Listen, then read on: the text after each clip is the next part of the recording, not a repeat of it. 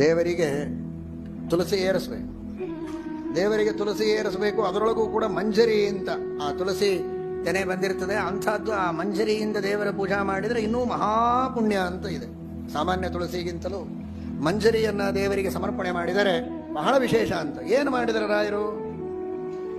ಹೋಗ್ರಪ್ಪ, ಹೋಗಿ ಹುಡ್ಕೊಂಬರ್ರಿ, ತುಳಸಿ ಮಂಜರಿ ಎಲ್ಲಿ ಸಿಗ್ತದೆ, ದೇವರ ಪೂಜೆ ಮಾಡಬೇಕು ಅಂತನ್ಲಿಲ್ಲ. ಅದಕ್ಕಾಗಿ ತತ್ವ ಮಂಜರಿ ಅಂತ ಗ್ರಂಥವನ್ನೇ ರಚನೆ ಮಾಡಿ ದೇವರಿಗೆ ಸಮರ್ಪಣೆ ಮಾಡಿ ಮಂಜರಿಯನ್ನೇ ಸಮರ್ಪಣೆ ಮಾಡಿದ್ದಾರೆ ಭಗವಂತನಿಗೆ. ಪರಮಾತ್ಮನ ಎಡಬಲಗಳಲ್ಲಿ ದೀಪವನ್ನು ಸಮರ್ಪಣೆ ಮಾಡಬೇಕು. ವಿಶೇಷವಾಗಿ ನೈವೇದ್ಯ ಕಾಲದಲ್ಲಿ ಪರಮಾತ್ಮನಿಗೆ ದೀಪವನ್ನು ಸಮರ್ಪಣೆ ಮಾಡಬೇಕು ಅಂತದೆ. ರಾಘವೇಂದ್ರ ಸ್ವಾಮಿಗಳವರು ದೇವರಿಗೆ ತುಳಸಿ ಏರಿಸಿದರು. ಈ ಕಡೆಗೆ ಭಾವದೀಪ, ಈ ಕಡೆಗೆ ನ್ಯಾಯದೀಪ ಅಂತ ಎರಡು ಗ್ರಂಥಗಳನ್ನು ಇಟ್ಟು ದೀಪವನ್ನು ಸಮರ್ಪಣೆ ಮಾಡಿ ಪರಮಾತ್ಮನಿಗೆ ಪೂಜೆಯನ್ನು ಮಾಡಿದ್ದಾರೆ. ರಾಯರ ಅನುಸಂಧಾನ ಇಲ್ಲಿಗೆ ಮುಗಿಲಿಲ್ಲ.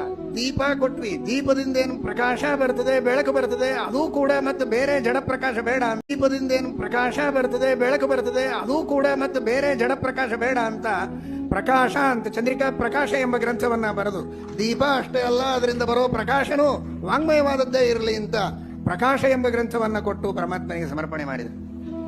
ಏನಪ್ಪಾ, ತುಳಸಿ ಮೇಲೆ ಪೂಜಾ ಮುಗಿಸ್ತೇನಪ್ಪ, ಒಳ್ಳೆ ಒಳ್ಳೆ ಸಂಪಿಗೆ ಹೂವು, ಉತ್ತಮವಾಗಿರುವಂತಹ ಚಂದನ, ಅವುಗಳ ಶ್ರೇಷ್ಠವಾದ ಪರಿಮಳವನ್ನ ಅಂತ ದೇವರ ಅನ್ನೋದರೊಳಗೆ ಪರಿಮಳ ಎಂಬ ಗ್ರಂಥವನ್ನು ಸಮರ್ಪಣೆ ಮಾಡಿ ಉತ್ತಮವಾದ ಪುಷ್ಪ, ಉತ್ತಮವಾದ ಗಂಧ, ಅದರ ಪರಿಮಳ, ಅದನ್ನೂ ವಾಂಗ್ಮಯವಾದದ್ದನ್ನೇ ಪರಮಾತ್ಮನಿಗೆ ಸಮರ್ಪಣೆ ಮಾಡಿದ. ಸತತ ಮಾರ್ಗದಿ ಸಂತತ ಸೇವಿ ಪರಿಗೆ, ಸತತ ಮಾರ್ಗದಿ ಸಂತತ ಸೇವಿ ಪರಿಗೆ, ಅತಿ ಹಿತದಲ್ಲಿ ಮನೋರಥವ ಕೊಡುವೆ ನಂದು.